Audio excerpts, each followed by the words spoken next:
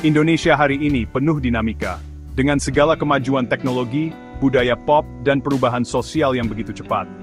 Kota-kota besar tumbuh pesat, masyarakat semakin terhubung, dan tantangan baru bermunculan setiap hari.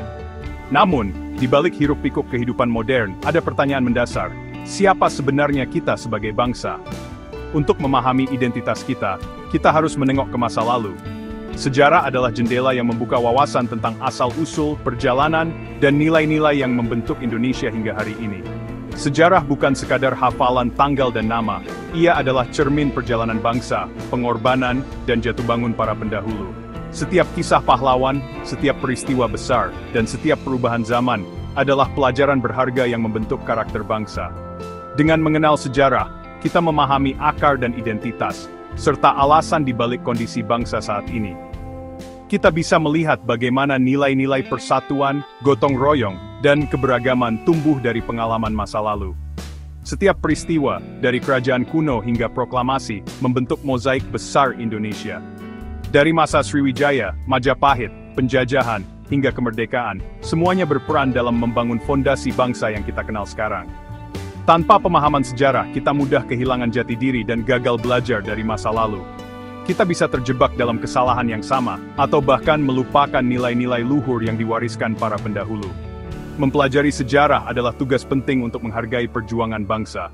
Ini adalah cara kita memberi penghormatan kepada mereka yang telah berjuang, serta menanamkan semangat cinta tanah air pada generasi muda. Kisah Indonesia adalah epik persatuan, drama, dan harapan dari ribuan pulau dan ratusan suku. Setiap budaya, bahasa, dan tradisi adalah bagian dari kekayaan sejarah yang patut kita banggakan. Memahami sejarah memberi kita kebijaksanaan untuk tidak mengulangi kesalahan dan inspirasi untuk mewujudkan cita-cita bangsa. Sejarah mengajarkan kita untuk berpikir kritis, menghargai perbedaan, dan terus berinovasi demi masa depan yang lebih baik. Mari kita telusuri perjalanan waktu, menemukan kembali jiwa Indonesia, dan menjadikan sejarah sebagai kompas masa depan. Dengan memahami sejarah, kita bisa melangkah lebih percaya diri, menjaga warisan bangsa, dan membangun Indonesia yang lebih kuat dan bersatu. Sebelum Indonesia dikenal dunia, Nusantara adalah panggung kerajaan besar, pusat perdagangan dan budaya. Kerajaan seperti Kutai Martadipura menandai awal peradaban, dengan sistem pemerintahan dan tulisan sejak abad ke-4 Masehi. Tarumanegara, Sriwijaya, dan Majapahit menjadi raksasa maritim dan agraris, membangun candi megah dan menguasai jalur perdagangan dunia. Candi Borobudur dan Prambanan adalah bukti kemajuan arsitektur dan spiritualitas nenek moyang kita. Era ini membuktikan bangsa Indonesia inovatif, terbuka, dan berdaulat. Warisan yang harus kita banggakan. Zaman keemasan Nusantara adalah fakta sejarah, sumber inspirasi untuk generasi kini. Sriwijaya, berpusat di Palembang, adalah penguasa lautan dan jalur perdagangan Asia Tenggara pada abad ke-7. Armada lautnya mengontrol Selat Malaka dan Sunda, menjadikan Sriwijaya kaya dan kosmopolitan. Sriwijaya juga pusat pendidikan Buddha, menarik biksu dari Tiongkok seperti Itsing. Interaksi dengan pedagang Arab, India, dan Tiongkok memperkaya budaya lokal. Keberagaman dan stabilitas maritim adalah kunci kejayaan Sriwijaya. Meski akhirnya runtuh akibat serangan dan perubahan jalur dagang, warisan maritim dan keterbukaan Sriwijaya tetap hidup. Sriwijaya membuktikan nenek moyang kita pernah menjadi penguasa lautan dunia. Setelah kejayaan Sriwijaya meredup, muncul kerajaan Majapahit di Jawa, yang kemudian menjadi kerajaan terbesar dan paling berpengaruh di Nusantara. Puncak kejayaan Majapahit terjadi pada masa pemerintahan Raja Hayam Wuruk, didampingi oleh Mahapatih legendaris, Gajah Mada. Di bawah kepemimpinan mereka, Majapahit tidak hanya memperluas wilayah kekuasaannya, tetapi juga memperkuat pengaruh budaya, ekonomi, dan politik di seluruh kepulauan Indonesia. Sumpah Palapa yang diucapkan Gajah Mada menjadi tonggak penting dalam sejarah. Ia bersumpah tidak akan menikmati palapa atau kenikmatan duniawi sebelum berhasil menyatukan seluruh Nusantara di bawah Panji Majapahit. Janji ini diwujudkan melalui kekuatan militer yang tangguh, strategi diplomasi yang cerdas, dan kemampuan membangun aliansi dengan kerajaan-kerajaan lain di sekitarnya. Sumpah Palapa menjadi simbol tekad dan persatuan bangsa. Konsep Nusantara modern, yang kini menjadi identitas bangsa Indonesia, terinspirasi dari visi besar Majapahit. Gagasan tentang persatuan wilayah yang luas, dari Sabang sampai Merauke, telah tertanam sejak era Majapahit dan diwariskan hingga kini. Majapahit juga dikenal unggul dalam bidang hukum, sastra, dan seni. Kitab Negara Kertagama menjadi bukti kejayaan intelektual dan administrasi Majapahit, mencatat wilayah kekuasaan dan kehidupan masyarakatnya. Dari semboyan Bhinneka Tunggal Ika, yang berarti berbeda-beda tetapi tetap satu, lahir semangat toleransi dan persatuan yang menjadi dasar negara Indonesia modern. Keragaman agama dan budaya di Majapahit dikelola dengan sangat harmonis. Hindu, Buddha, dan kepercayaan lokal hidup berdampingan, menciptakan masyarakat yang toleran dan saling menghormati. Tradisi dan upacara adat tetap lestari, memperkaya warisan budaya Nusantara. Namun, setelah wafatnya Gajah Mada dan Hayam Wuruk, Majapahit mulai mengalami kemunduran. Konflik internal, perebutan kekuasaan, dan perubahan zaman menyebabkan kerajaan ini melemah dan akhirnya runtuh. Runtuhnya Majapahit membuka jalan bagi masuknya era baru, yaitu penyebaran Islam di Nusantara. Meski Majapahit telah lama runtuh, warisan persatuan dan kebesaran yang ditinggalkannya tetap menjadi inspirasi bagi bangsa Indonesia. Nilai-nilai persatuan, toleransi, dan kebesaran cita-cita Majapahit terus hidup dalam semangat kebangsaan. Semangat penyatuan Nusantara yang diwariskan Majapahit tetap menyala hingga kini, menjadi fondasi kuat bagi generasi muda untuk terus menjaga persatuan dan keberagaman Indonesia. Runtuhnya kerajaan besar membuka jalan bagi bangsa Eropa, terutama Belanda, yang datang mencari rempah-rempah. Melalui VOC, Belanda menaklukkan pelabuhan dan memecah belah kerajaan lokal.